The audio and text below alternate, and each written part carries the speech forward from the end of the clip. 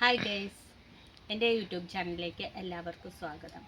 ഇന്ന് ഞാൻ നിങ്ങളുടെ മുന്നിലേക്ക് വന്നിരിക്കുന്നത് കറിവേപ്പിലിൻ്റെ രോഗങ്ങളിൽ നിന്ന് കറിവേപ്പിനെ രക്ഷിക്കാനുള്ള കുറച്ച് ടിപ്സുമായിട്ടാണ്.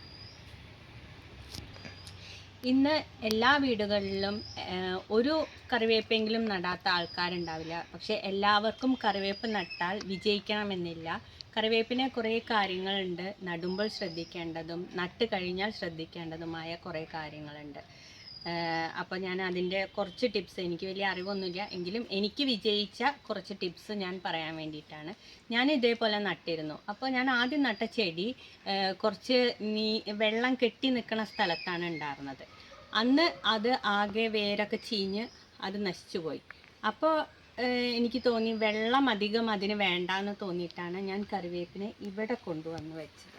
അപ്പോൾ ഈ കറിവേപ്പ് ഇവിടെ വെച്ചപ്പോൾ ഇതിന് അത്യാവശ്യം നീർവാഴ്ചയൊക്കെയുള്ള ഇളക്കമുള്ള മണ്ണായതുകൊണ്ട് കറിവേപ്പ് വലിയ കുഴപ്പമില്ലാണ്ട് വന്നു. പക്ഷേ പിന്നെ അതിന് വന്നത് ഈ വാഴകളുടെ ഇലയൊക്കെ അങ്ങോട്ട് വന്നിട്ട് ഇതിനെ മറഞ്ഞപ്പോൾ ഇതിന് വെയിൽ തീരെ കിട്ടാതെയായി.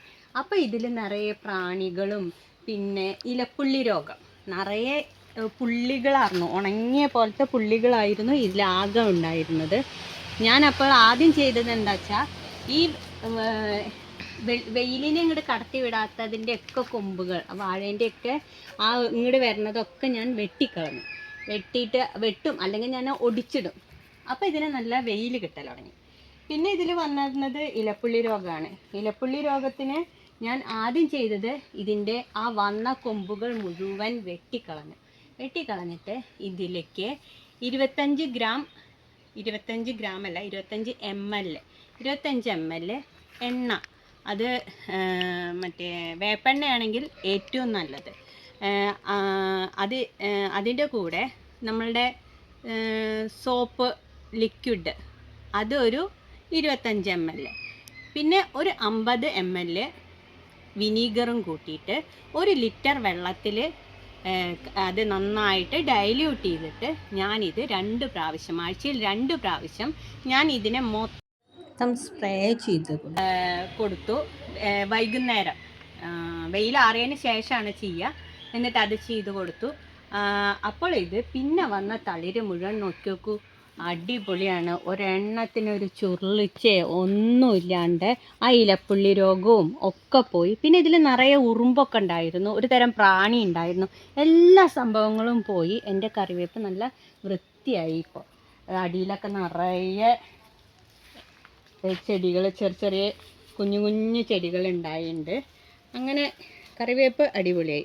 അപ്പോൾ ഈ ഒരു 3 സാധനം ഉണ്ടെങ്കിൽ നമ്മൾക്ക് കറിവേപ്പിനെ നന്നായി വളർത്തിയെടുക്കാം.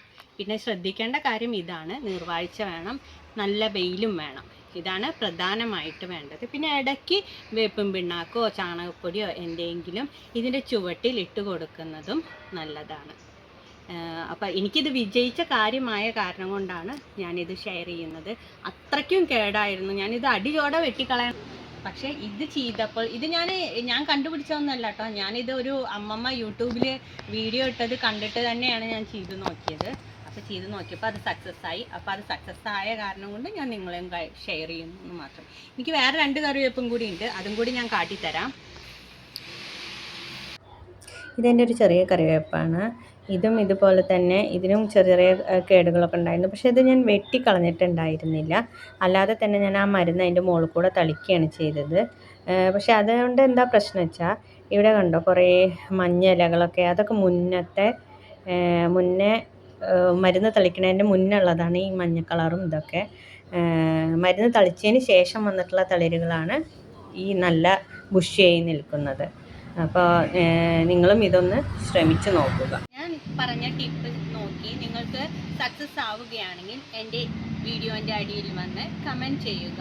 പിന്നെ ഇങ്ങനെയുള്ള ട്രിക്സിനായി എൻ്റെ ചാനൽ സബ്സ്ക്രൈബ് ചെയ്യുക.